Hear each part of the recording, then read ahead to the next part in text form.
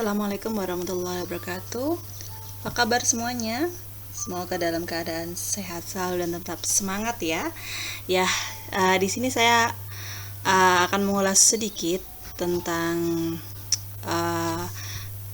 kuliah-kuliah 7 kali ke depan yang sudah kita bahas di Zoom ya, tentang kosmetologi, dimana saya review kembali materi-materi 7 pertemuan ke depan, dimana kita mampatkan ya setiap 2 kali pertemuan, 2 kali materi, dua materi itu 1 pertemuan ya. Jadi setiap pertemuan ada 2 SKS, dan jangan sampai terlewatkan.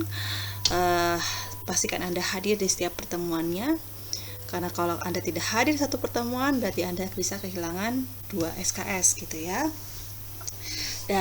Jadi karena ada 7 materi, kita mampatkan menjadi 4 pertemuan. Ya, untuk materi yang pertama adalah pendahuluan kosmetologi. Yang kedua rambut, kuku, dan kulit. Kita akan belajar tentang anatomi dan fungsi. Kemudian yang ketiga, minggu depan kita akan membahas tentang masalah kulit ya. Kemudian kosmetik pelindung.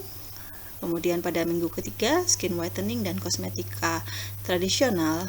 Dan pertemuan terakhir adalah kosmetik pelembab. Baru kita akan bertemu di ujian tengah semester.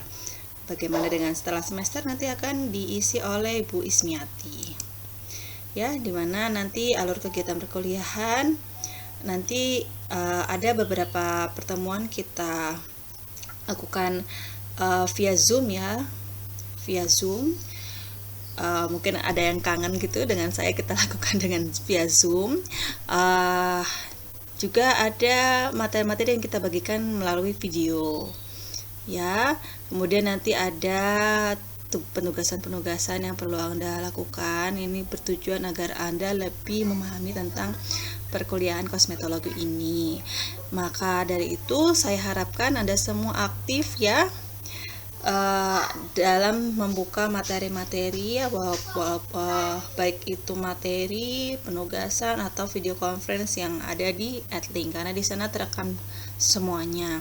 Kemudian pada pertemuan-pertemuan nanti kita akan ada kuis ya. Kuisnya itu materi gambling, bisa materi pada hari itu atau materi sebelumnya ya. Dan kuisnya ini tidak selalu di awal, di jam-jam awal, bisa di tengah-tengah atau di akhir. Jadi pastikan Anda standby saat jam perkuliahan, yaitu jam 8 sampai jam 10 ya. Dan kuis ini sifatnya live ya, dan tidak ada kuis susulan. Jadi kalau tidak ikut kuis, karena tidak standby gitu di HP-nya ya sudah, nilainya hilang gitu. Kemudian ada diskusi via WhatsApp grup nanti yang sudah Anda masuk ya, nanti di WAK ya. Sana ada instruksi, pertanyaan, diskusi kita lakukan di situ.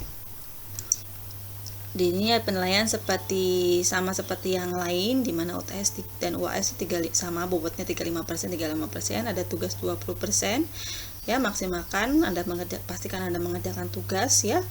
Kemudian absensi 5%, sikap 5%.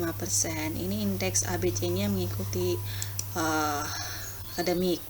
Referensi-referensi yang digunakan di sini ada buku sediaan kosmetik ya, ada buku pegangan ilmu kosmetik, ada formulasi dan teknologi kosmetik, penutur ilmu kosmetik medik, di mana buku-buku ini biasa digunakan sebagai referensi saat Anda baik itu belajar kosmetik ataupun Anda meneliti ya tentang kosmetik, baik itu review jurnal atau penelitian di skala lab, atau mungkin Anda melakukan pengabdian masyarakat, mungkin melakukan penyuluhan ya, bisa Anda gunakan referensi ini ya. Kita masuk saja langsung pada materi pendahuluan kosmetologi ya.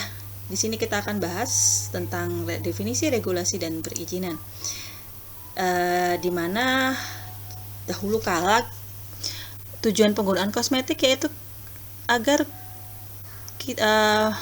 digunakan untuk melindungi tubuh dari alam, baik itu panas sinar matahari, karena panas sinar matahari itu bisa menyebabkan rasa kulit terbakar gitu ya, atau adanya cuaca yang dingin. Nah itu cuaca dingin itu nggak selalu menyenangkan ya. Anda suka di dalam ruangan yang ber-AC, nah itu tidak selalu menyenangkan karena bisa menyebabkan kulit Anda kering. Dan parahnya lagi ya, untuk negara 4 musim, biasanya saat musim dingin, saking dinginnya kulit itu bisa menjadi sangat kering. Bukan hanya kering, itu bisa timbul gatal-gatal, bisa sampai merah, ruam. Dan bahkan kalau anak-anak tuh biasanya merah di pipi, ya itu bisa ruam dan bisa ngelupas. Nah itu sangat tidak nyaman dan bisa meninggalkan bekas. Makanya kita perlu untuk menjaga kelembapan kulit kita, terutama jika Anda memang tinggal di ruangan yang ber-AC. Nah itu harus menjaga kulit agar tetap kondisi lembab ya, jangan sampai kering. Kemudian ataupun dari iritasi akibat gigitan nyamuk, ataupun adanya dulu tujuan religius ya.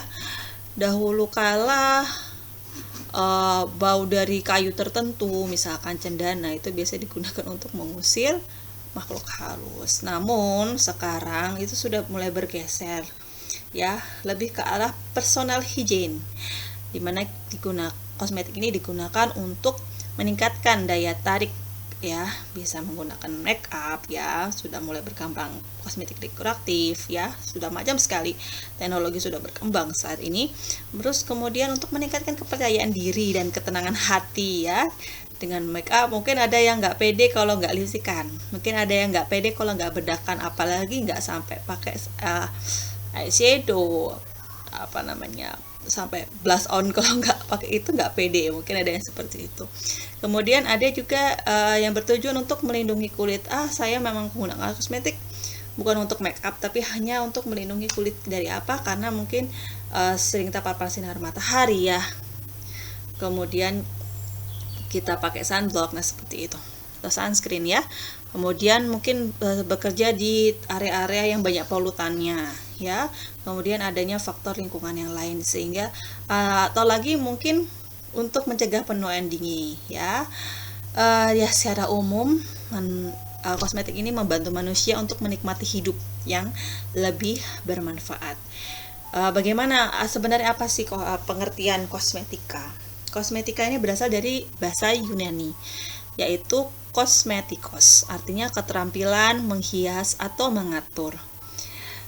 Dari Depkes RI, Undang-Undang tentang Kosmetika dan Alat Kesehatan tahun 1976,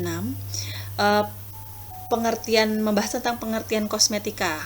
Ya, kosmetika itu apa? Yang termasuk kosmetika itu apa? Yaitu bahan atau sediaan yang digunakan pada bagian luar tubuh ya, bagian luar tubuh, baik itu epidermis ya, luar ya, rambut, kuku, atau organ genital tapi bagian luar, atau juga gigi atau bagian mukosa mulut ya, bagian luar ya.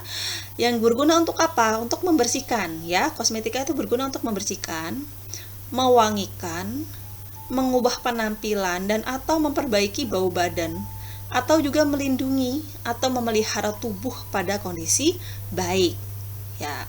Jadi kosmetika ini tidak dimaksud untuk mengobati atau menyembuhkan suatu penyakit ya. Maksudnya itu tidak dimaksudkan untuk mempengaruhi struktur dan faal kulit.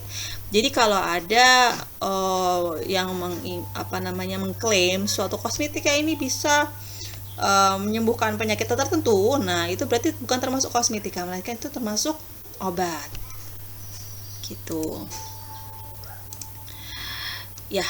Nanti kita lanjut ke YouTube berikutnya, karena setiap YouTube video itu berlangsung selama 10 menit ya. Terima kasih.